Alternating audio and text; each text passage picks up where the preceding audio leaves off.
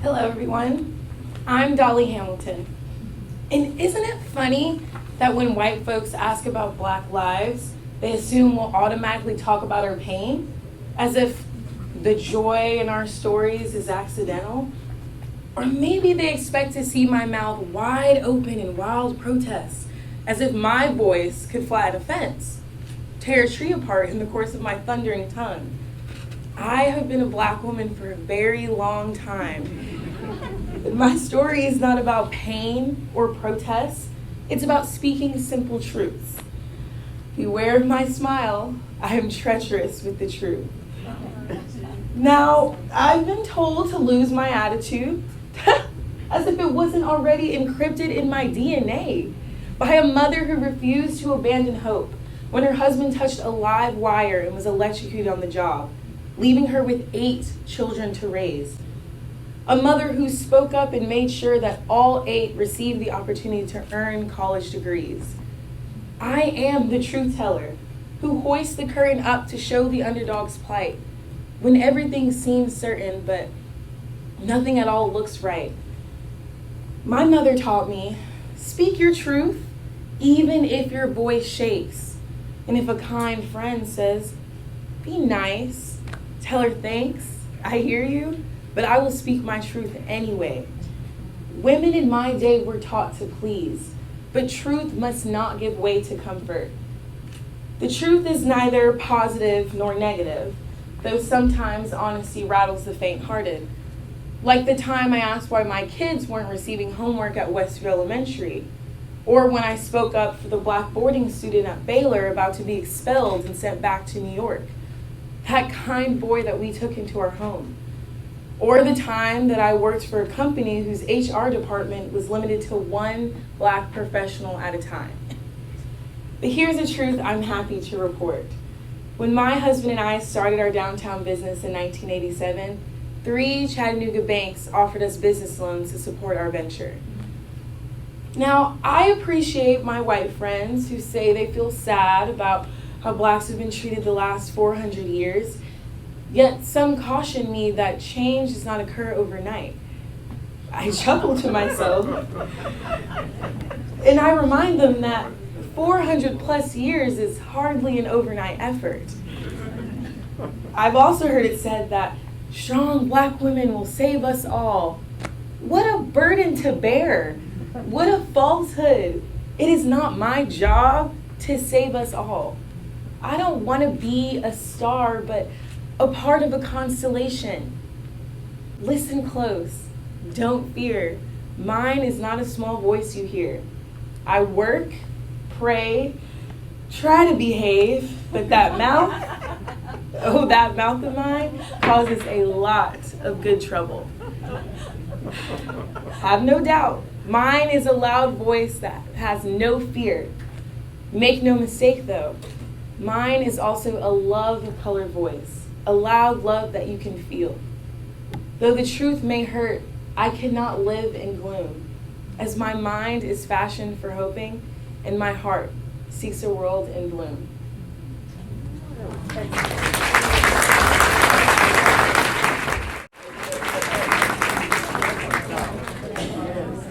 Hello, thank you all so much for coming. My name is Pat Wilcox, and I'm a retired journalist from the Chattanooga Times.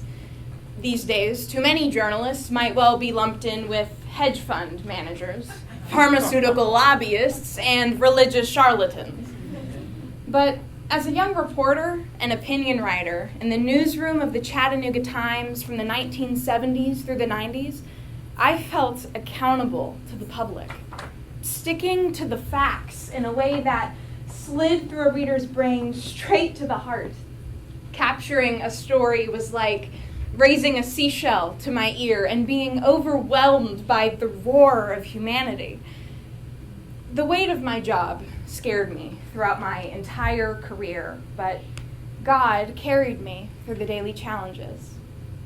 What I liked most about the newsroom were the happy sounds. Click, click, clicking of typewriters, leather soles on linoleum floors, teletypes, overlapping voices, the jokes and impressions of the more colorful reporters. During my early years at the Times, the air was so dirty you couldn't see Lookout Mountain. Racial conflicts and divisions plagued the city, as did Chattanooga's long-standing culture of top-down decision-making that favored the rich over the poor. I was aware of disparities, and so I was always looking inside the skin of the news. What's at the core? What's left for me to discover? What's not being said? I learned to listen to the poor and powerless. Hundreds of hearts housed in bone and driven by blood hummed in the city around me. There were good moments, the kind you'd like to press between the pages of a book or hide in your sock drawer so you could touch them again. The bad moments, well, my regret is not exposing enough of the hard truth. Good reporting begins at the end of your comfort zone. Modern Chattanooga seems to have overcome many of its past problems, although racial divisions and prejudice still exist. Chattanooga is still the place where social and economic grandeur whispers, there are those above and those below, those that matter and those that do not.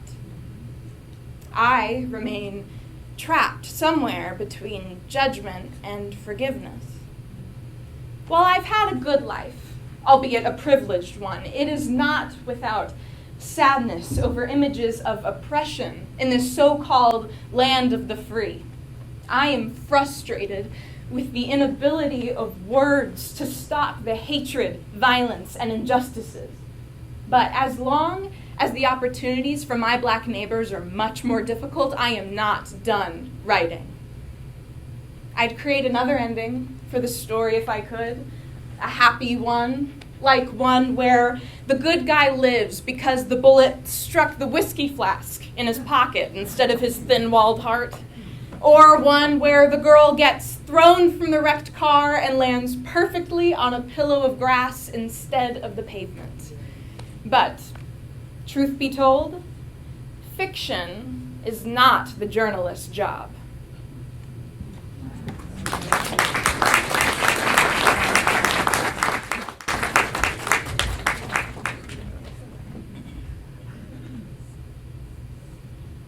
Hi.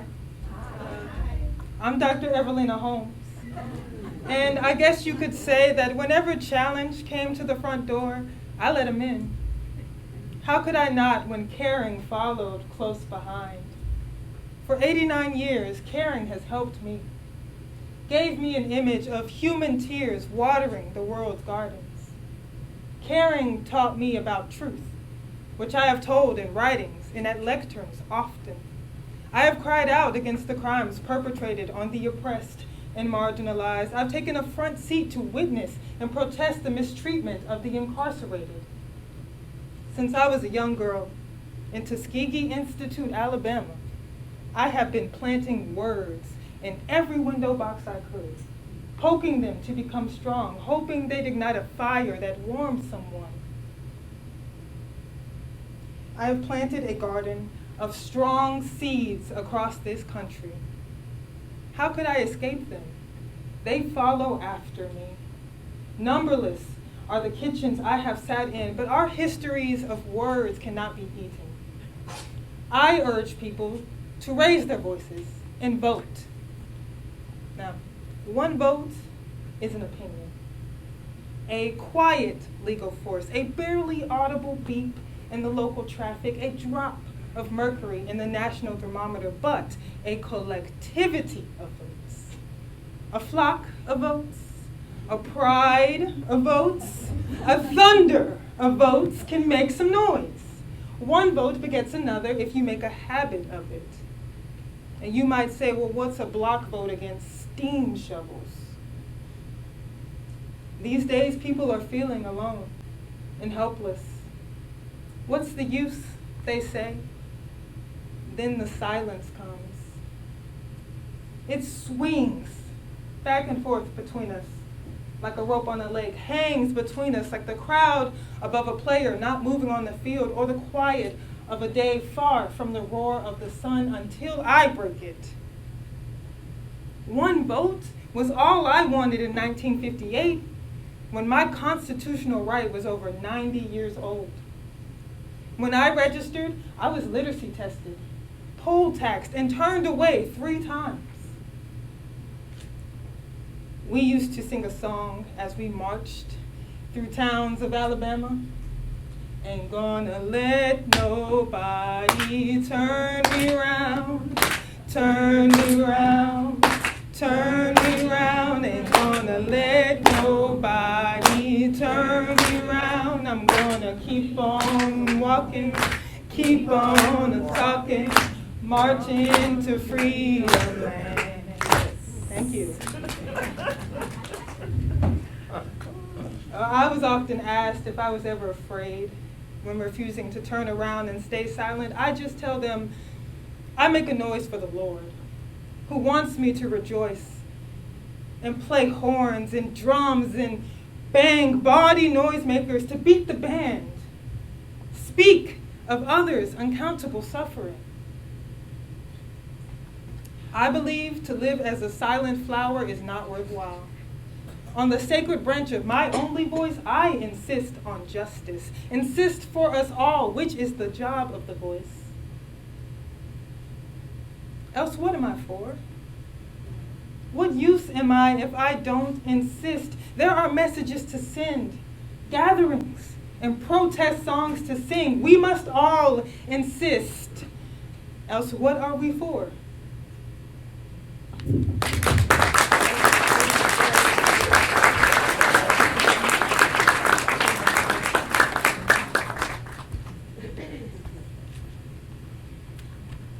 Hey y'all, I'm Deb Clardy.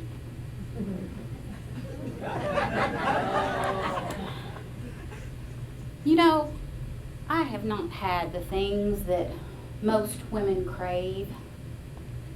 A touch of silk, perfume, and jewels. But I have touched dewdrops in the morning light, and I have felt the warm sun, sweet breath rise. You might notice me, the warm, cheerful woman in a worn nightie, face wrinkled with age, as I lean out my kitchen window with a cigarette and take communion from a casual breeze. I blow trouble away, smoke ring after smoke ring, until my thoughts turn to what I treasure most: family, friends, dogs, and of course my vegetable and flower garden. Sometimes I sit on my back porch facing the strawberries, corn, and beans, gaze across the field where the old mill stood tall above our village, dirtying it, smoking it like unfiltered cigarettes, covering up gardens with smog and foul odor. It's gone now, but I can still picture the pale-faced mill workers every evening trudging past me on their way to make third shift. Mill houses line our road like boxcars, so close you can spit off the side of our front porch and hit 4 houses if you've got the wind. When neighbors fight, come home drunk, make up in bed, everybody knows, whether you want to or not. Squares. Everything's squares. Sidewalks and lawns, porches and houses. Kids used to play stickball in the street till they got old enough to smoke and drink and raise hell. A couple years of that, and it's meal time. Can you see how mill and hell are almost spelled the same and sound alike. Used to watch my husband cough up lint breathed in all day at work. But on the porch, we remember another life. Farming, perhaps. Woods, streams thick with trout. Apple trees dropping fruit into calloused hands. Young guys used to say they wouldn't stay in the village for life. Just temporary, they joked. Old guys laughed. Temporary, my ass. But listen, God has hung in this village like a rusty fish hook. Mamas and grandmamas have always felt his presence as they raised their babies under the stars, whispering in their ears that breaks in the clouds are really holes in the floor of heaven. I wouldn't have traded my life for all the riches in Scotland. I have set my body solidly upon this village, rooted my head to its sky and my feet in the depths of its soil, just like that old white oak in the front yard. That tree reminds me of how happiness is delicately woven day by day, and how it's not sudden and it's not constant. Inside, the bark is growing, even if you can't see it. The tree is lifted by this inward work until the branches shine and the leaves glitter.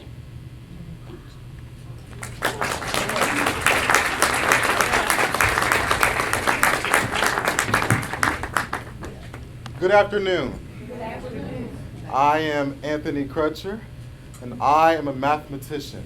In spite of the white teacher at Central High School in 1967, who assumed black students couldn't do math. I could have told her that we brought this skill from Africa when we were subtracted from her shores, added to a system of forced servitude, and divided as property for over 400 years. We were the multiplier of American wealth, was seen only as a fraction of a human being. Growing up in the Bozentown, Riverside Drive neighborhood of Chattanooga, sheltered in blackness, it was easy to live in what I couldn't see for a while, such as life. Just because there's a warm breeze in January doesn't mean a storm isn't coming. And it came when I was bused at Central High School, where the arithmetic of skin appeared, and the racial shelter in my childhood was reduced to zero. I looked for a teacher like the ones I had at Orchard Knob Junior High and was met with silence, which is different than folks saying nothing, like the sound of smoke mistaken for silence. The teachers at Central High were saying nothing when actually they were saying the most. Covert racism in the classroom was evident in the Mom's Mabley joke during the Civil Rights era. The teacher said, "Why boy, spell rat. Why boy, spell cat. Little colored boy, spell chrysanthemum." My second year, all hell broke loose from the white students after Dr. King was assassinated. Klans appeared outside our high school. The white boys yelled, "We killed that nigga King!" And you gonna be next. The only ally for black students was the custodian, whose face was compassionate but sad, having missed equal opportunity by large fractions. Nevertheless, his door was always open with a lunch to share. Throughout college, black students were broken down like quadratic equations, our squared roots cut in half. Despite my math professors who found me wanting compared to my white counterparts, I persevered as I have a gift for solving problems. If train A leaves Chattanooga at 9 a.m. traveling at a fixed rate, I know when it'll meet train B. But there are moments, like being denied into the PhD program in economics because of the color of my skin when I wondered if the trains would crash. Picturing my torn limbs through Pullman windows, each a small vignette of a frustrated linear equation. I knew X. Thought I did. I shuttled it back and forth across the inequality sign. The unknown was not always solvable, even to a brilliant mathematician looking for answers to what I thought were questions. So I stopped looking for answers and decided to live the question. When I come to a fork in the road, I choose one. Like a huge, gentle black dog who takes a bite out of every bark. I've learned to live one day at a time through 35 years in the TVA, teaching yoga, owning my own studio, married happily to my sweetheart for 44 years with 2 beautiful, successful daughters. Just like yoga, math is also about problem solving. It transforms anger into beauty. I can't go through life not liking folks because they didn't have to work as hard or come as far as I did. These days, I still dream of numbers. I prefer to add rather than subtract.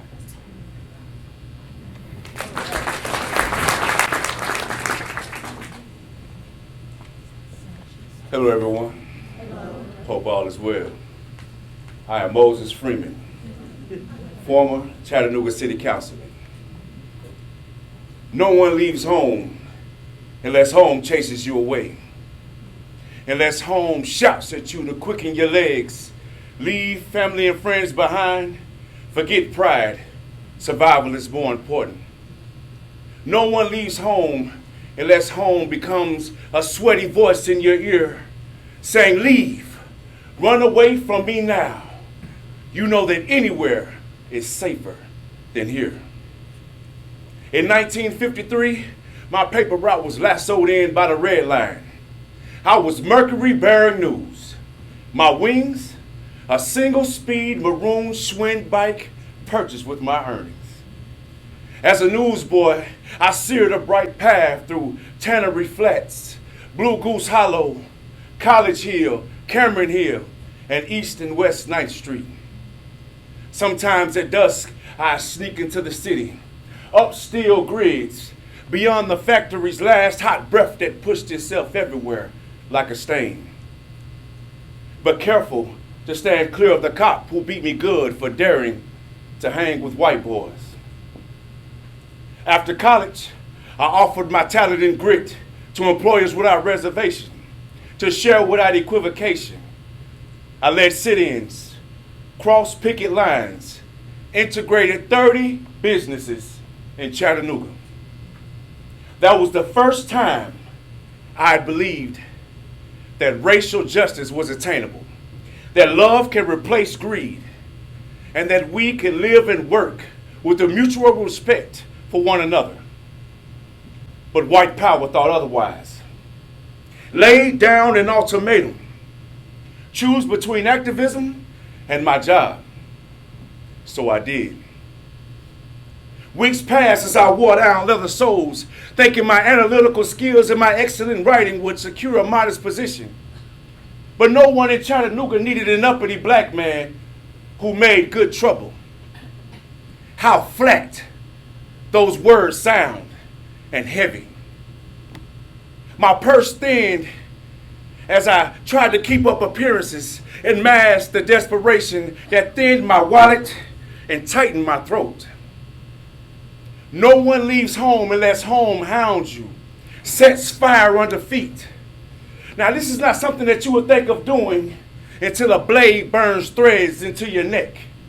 And even then, you carry the Tennessee anthem under your breath, only tearing up your voter's registration card when it's clear you won't be back. So I moved to Florida to work for 10 years. But eventually, I missed the mountains and pines of Chattanooga and returned to the battlefields where black troops fought and died, where monuments are named to honor the Confederacy, and where I continue to fight for equal rights and fair housing. As a city councilman, I work toward the day where black children are born and raised in a world that does not reek of poverty and hardship. In some ways, life is easier in old age. Gone are the days of constantly wrestling with the problems and oppression encountered in my youth. Though strangely, as I age, I feel less and less seen by the young as a force to be reckoned with. Skin, yeah, a little looser, middle rounder, even lost a leg to slow me down just a bit. But I've experienced enough in life to know that change is difficult, especially when you want it, even when you know it's good. And change, after all, is what the movement was all about. Changing Chattanooga, changing relationships between white people and those of color, changing me, for sure.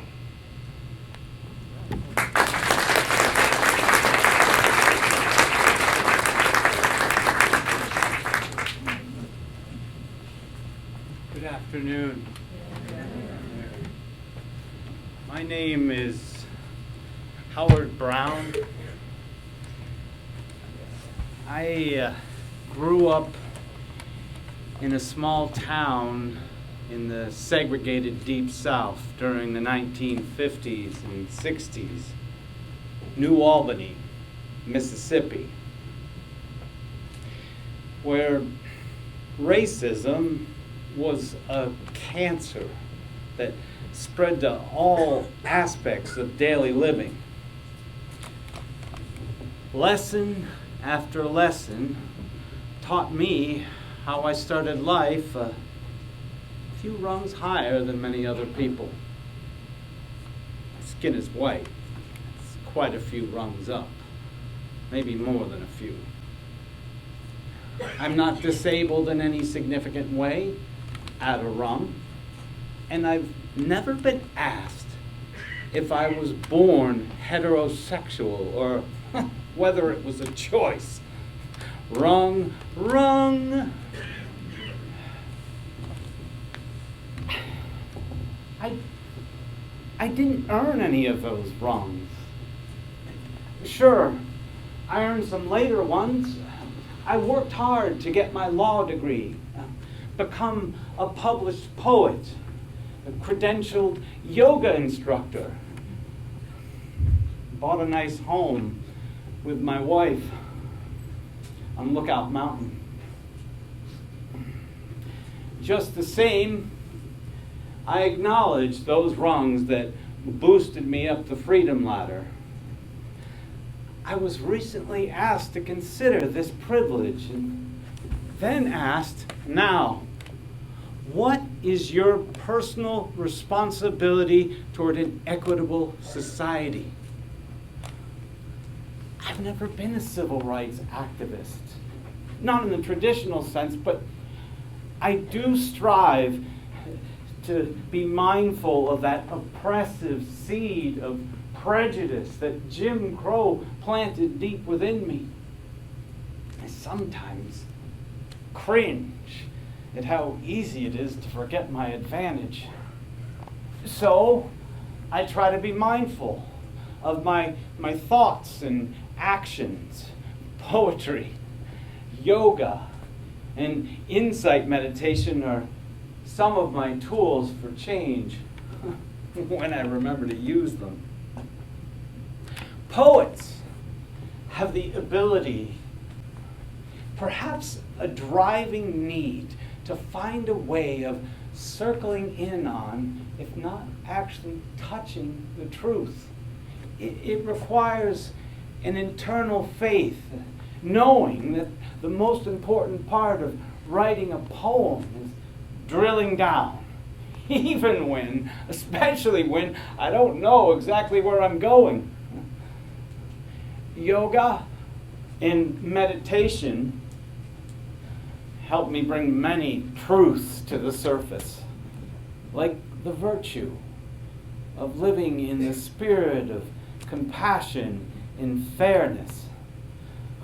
There are no yoga ladder rungs, and nothing separates me from anyone else. I wish I could always remember that teaching in day-to-day life, but I don't. So I meditate. To wake up. Pay attention to old beliefs that are not true. My work in undoing racism and other isms is a piece of that awakening process. Whenever a prejudicial thought appears in my consciousness, I ask myself, what would my friend Anthony, who is black, or any of my friends who are gay, think about this idea? That question activates a reordering of my thoughts. I believe there is a goodness in examining what is not perfect, and a perfection in acknowledging what is not good, so I can become the change I'd like to see in this world.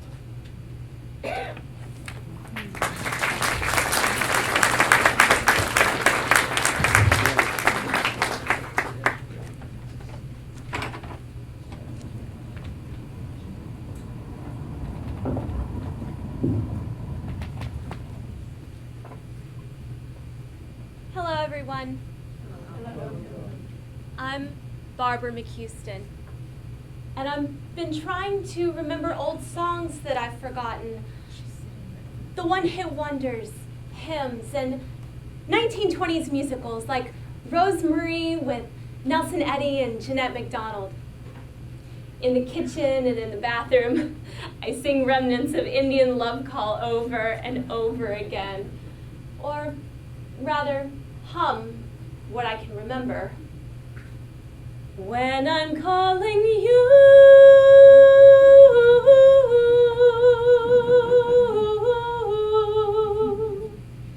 will you answer too?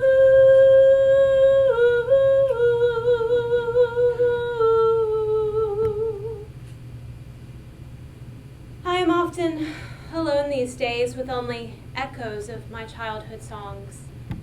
Won't you ride in my little red wagon? I'd love to take you down the street. I bet all the kids will be jealous. Oh, what was that last line? I can almost taste the lyrics of the songs that I've lost. I remember the days of wiping the 45 vinyl records to rid them of static, and wiping the needles that love to gather dust. Oh, and the Carter family ballads I sang to my babies.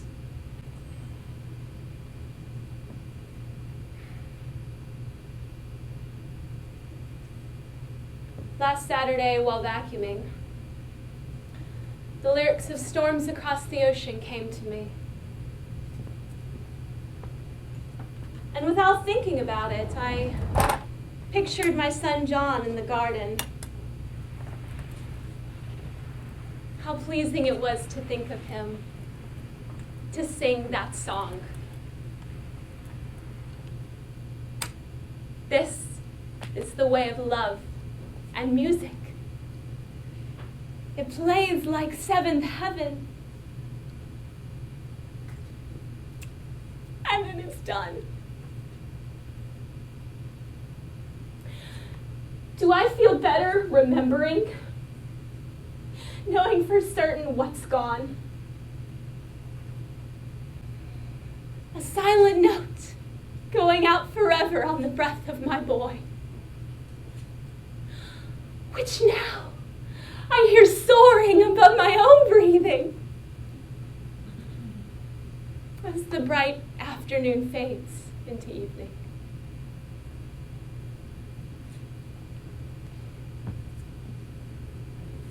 I'm going away to leave you, love. I'm going away for a while, but I'll return to you sometime if I go 10,000 miles. Everyone should write a little sad song in A minor to take them through tough times. One where each note will sound not quite right. I mean the aching half step of the minor key. There's no release from it. Always on the verge of an uplifting C note. The solace of music is not that we recognize it, but that we feel it. Music. It's what we need as the sun staggers behind the low, gray clouds blowing relentlessly from that nameless land. The calm and endless one I've yet to cross. Now listen, I'm not going to end this story in a minor key because I haven't told you about my grammar school crush that continued all through high school. That is, until senior year when I started to have some serious doubts.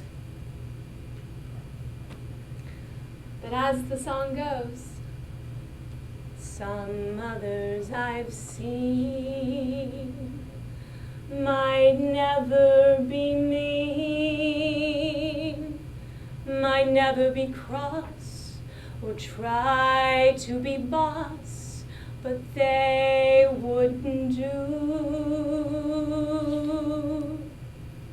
for nobody else gave me a thrill. With all your faults, I loved you still. It had to be you, wonderful you. It had to be you.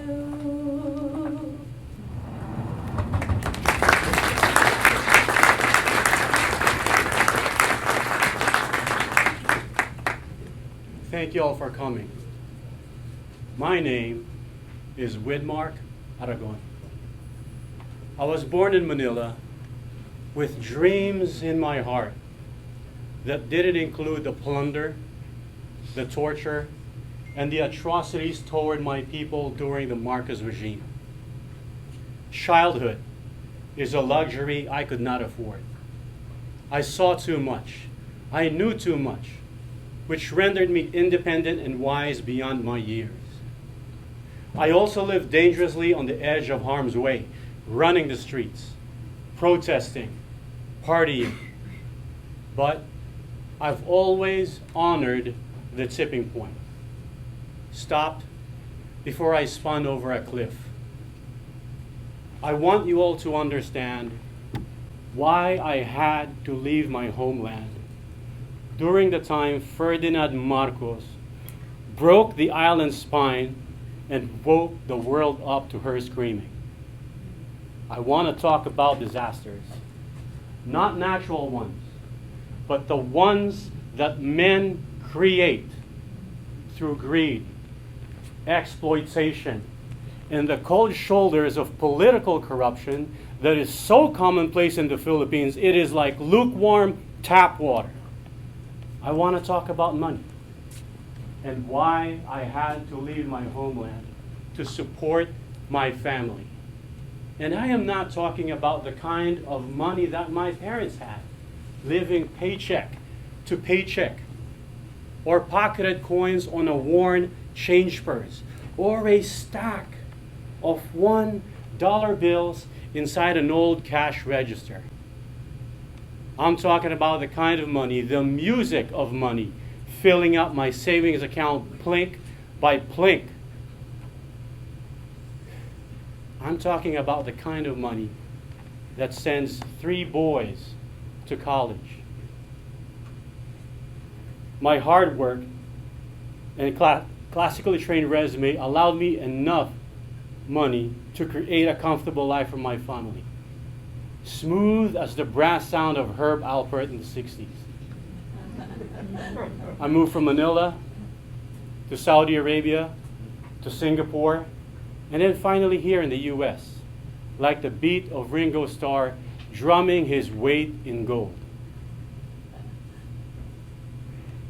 As for me, I am happy with a used car and a 20-year-old tennis racket. I don't live for stuff. But just the same, I check my lottery tickets regularly. Praise their silver latex glitter. Or maybe even say a little prayer to those beautifully unscratched spaces waiting like little gods. And who knows what I'd do if I won? And who cares? I've already beaten the odds.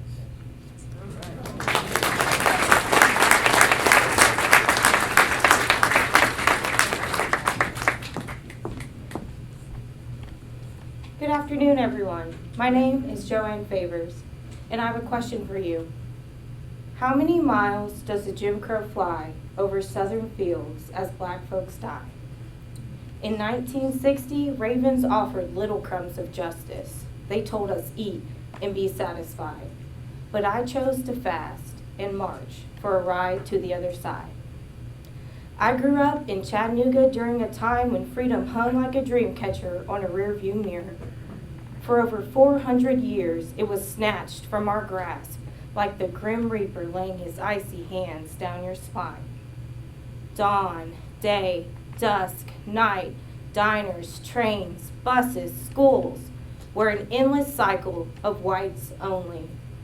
So, we fought for freedom with no violence or riots. Eyes of anger and hate pierced our dark skin as many of us, the Howard High School class of 1960, marched to sit in downtown Chattanooga's lunch counters, demanding segregation's demise. That day, we sat so black children could grow up walking and riding and learning wherever they want, with no fear of hunger and no fear of pain. I can still hear the rabbles of slack-jawed Confederate flag-waving fit-to-kill white boys gathered like dogs. Not the kind who wag their tails while growling, so it's hard to tell which end to believe. Their barks were painfully clear. Over the lunch counter, today's special hung from gold chains, liver and onions, $2.99. A triple dip banana split was 39 cents. Strawberry shortcake, pennies less. And I wondered who would pay the price. After that day, I refused to give up my seat anywhere, from the Spencer Macaulay projects to a nursing degree, graduate degree, registered nurse position at Erlanger Hospital, director of 2 community health centers, county commissioner, and finally, the Tennessee House of Representatives, where I became the Speaker pro tempore. Oh, it was those years of sitting in the legislature I was grateful to have a sturdy bladder, listening to all the blue-eyed devils that carried on thwarting any forward movement in the cause of health care and equal rights. But this I know, for every 10 skinheads defending the right to wave the Confederate flag, I could find at least 2 or more Kennedy-minded white fellows. For every racist governor and flaming cross, there was a white sympathizer, dodging bricks, wiping off spit, bleeding from the temple in the thick of our march. For every 100 races teeming with hatred, there was a set of kind blue eyes, full of love. I have always tried to greet closed minds with patience, peel ripe distress with smiles, stir in generous portions of kindness, blending in a drop of my daddy's humor and my mama's wisdom. I'm retired now, so I'll leave you with my story, seasoned with hope and change. And one last thing I know, a person who stands for nothing will fall for anything. I'll let that sit for this generation. Maybe you can distill it as a salve, rub it deeply into your children's hands, feet, and hearts until freedom rings for all. All right.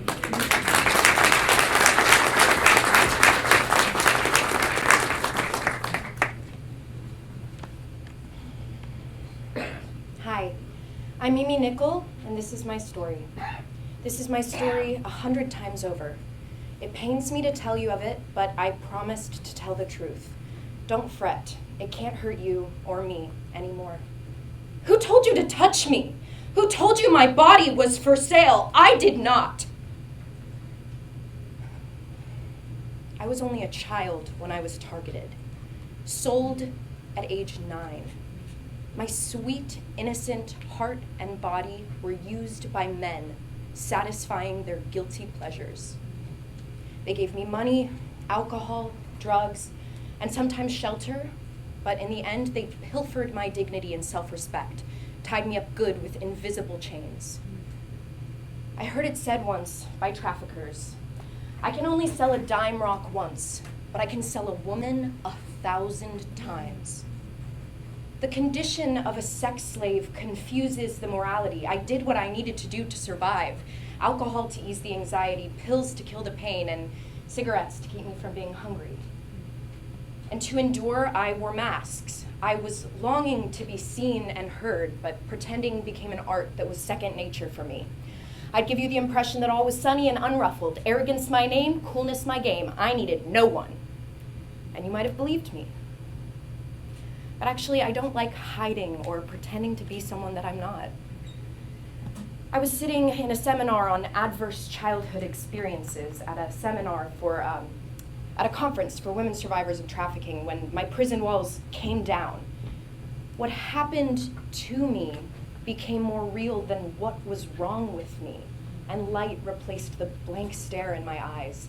So I surrendered to the reality of complex trauma and began healing from decades of oppression caused by exploitation and fears. It was not easy. A long conviction of worthlessness builds strong walls. I fought against the very thing that I cried out for. But the compassion and love of other brave, strong, healing survivors shattered the stone walls that I built around myself, allowing tenderness to seep back into my heart. Eventually, I rediscovered the lovely girl that I lost in my childhood. But my story is not in the past. It reappeared at my front door in the face of another woman, and I knew it was time to give to others what had so freely been given to me. So I started Love's Arm to help women survivors of prostitution, trafficking, and addiction into recovery. Sexual abuse will remain my story until women from Brooklyn to Oakland can sit back in amazement and say, I can't believe such things ever occurred. Until the word rape is wiped from vocabularies, erased from dictionaries, stamped out of our memories. Until there are no wounded eyes left to tell it. Who am I now, you may wonder? I'm someone you know very well, because I am every woman you meet. Somewhere, always, there's a day when healing comes. Isn't that what life is supposed to be after pain? The healing? Yes, I say healing will come, and with God's help, we can create a new story and call it whatever we want.